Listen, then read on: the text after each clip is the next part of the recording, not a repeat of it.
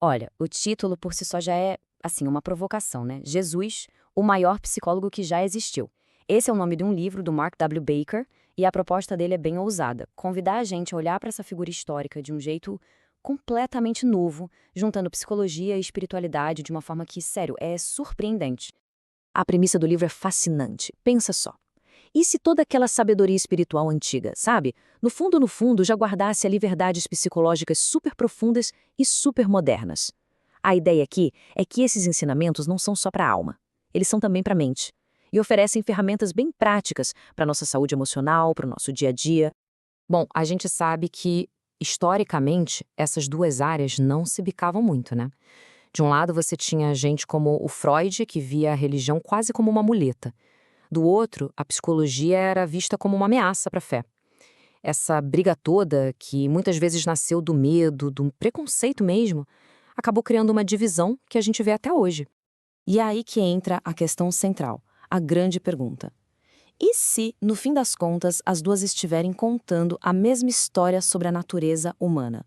Sabe, em vez de serem inimigas, e se a psicologia e a espiritualidade fossem só duas línguas diferentes tentando descrever a mesmíssima experiência? É essa ponte que a gente vai tentar construir aqui. Ok, então para começar, vamos dar uma olhada no método. A forma como Jesus se comunicava, nossa, ia muito além de um simples sermão, sabe? Era uma técnica psicológica super sofisticada. Dá a impressão de que ele realmente entendia, e muito, como a nossa mente funciona. Olha só essa citação de Marcos, ela é crucial para entender isso. As parábolas, elas não eram só um recursozinho que ele usava de vez em quando. Não, eram o método principal de ensino dele. E o porquê disso? Ah, aí tem uma sabedoria psicológica gigantesca. Pensa um pouco, quando alguém chega e dá um conselho direto na lata, o que a gente faz? Nossa mente lógica já levanta um muro, né? A gente fica pronto para debater, para questionar. Mas uma história? Ah, uma história diferente. Ela entra por outra porta. Ela meio que dribla essa nossa defesa e vai falar direto com o nosso coração, com aquelas crenças lá no fundo, que é onde a mudança de verdade acontece. Para ilustrar isso, o autor conta o caso de um paciente, um cara chamado Dom. O Dom chegou na terapia todo pragmático, sabe? Com uma lista de problemas na mão, querendo soluções, fatos, um plano de ação. Ele queria basicamente mais informação para a cabeça dele. Só que o que o terapeuta sacou foi a chave de tudo. A mudança do Dom não ia vir de mais informação, de mais fatos. Ia vir da confiança, do relacionamento que eles estavam construindo ali, na terapia. Um lugar seguro para ele finalmente poder sentir, e não só pensar. E é isso que Jesus parecia entender tão bem.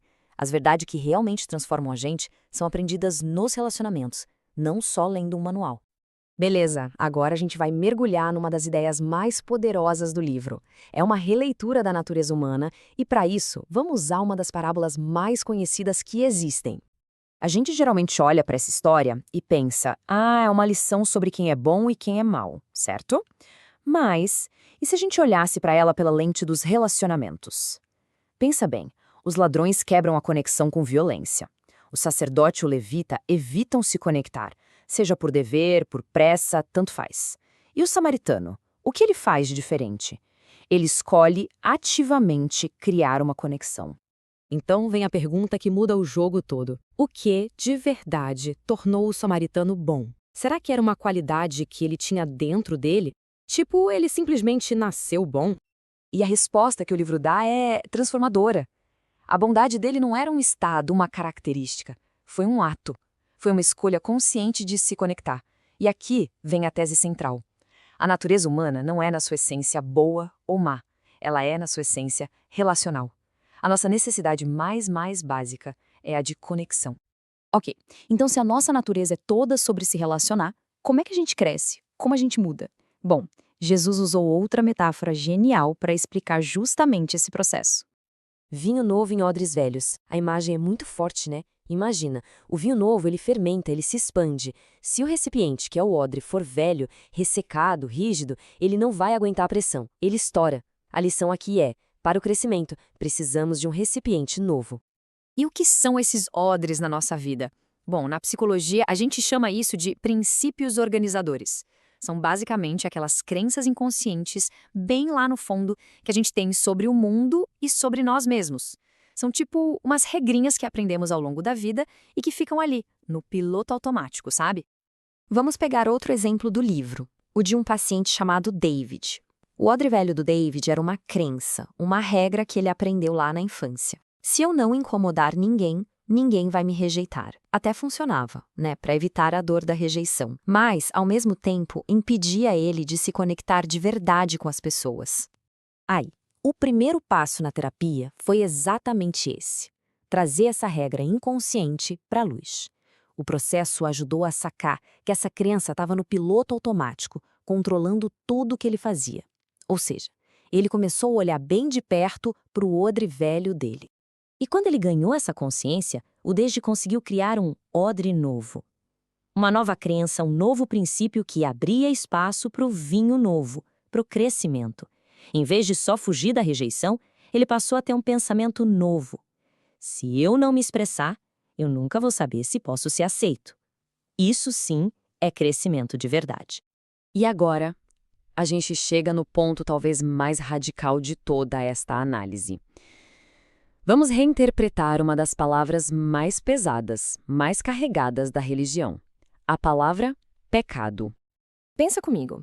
E se pecado não for só uma lista de regras, de coisas que não se pode fazer? E se for, na verdade, aquela condição de egocentrismo? Sabe, aquele estado em que a gente se protege a qualquer custo, mesmo que para isso a gente precise quebrar nossas conexões com as outras pessoas. Nesse sentido, seria uma falha de relacionamento, e não só uma falha moral. E aí, se o pecado é a quebra de relações, o que seria a salvação? Ela virá algo muito imediato, muito poderoso. Não é só sobre o futuro, sobre o depois. É sobre o agora. Salvação virou processo ativo de curar, de restaurar essas conexões que foram quebradas, com os outros e, claro, com a gente mesmo. Bom, isso tudo nos leva à grande conclusão dessa nossa jornada. Se a gente juntar todas essas peças, um padrão bem claro começa a aparecer. A mensagem central é muito clara, né? A mudança de verdade acontece em relacionamentos de confiança, não só acumulando fatos. Nossa necessidade mais funda é a de se conectar. Para a gente crescer, é preciso ter a coragem de olhar para os nossos odres mentais e criar novos. E no fim das contas, a maior dor humana, o que a gente está chamando de pecado, é o isolamento. E a maior cura, a salvação, é a reconexão. E tudo isso deixa a gente com uma última reflexão. Quando a gente traduz esses ensinamentos tão antigos para a linguagem da psicologia de hoje, a gente descobre que eles falam de verdades universais, né? Sobre nossa necessidade de conexão, de compreensão, de crescimento. Então a pergunta que fica no ar é: será que a chave para a nossa saúde emocional sempre esteve aí, bem na nossa frente, só esperando para ser redescoberta?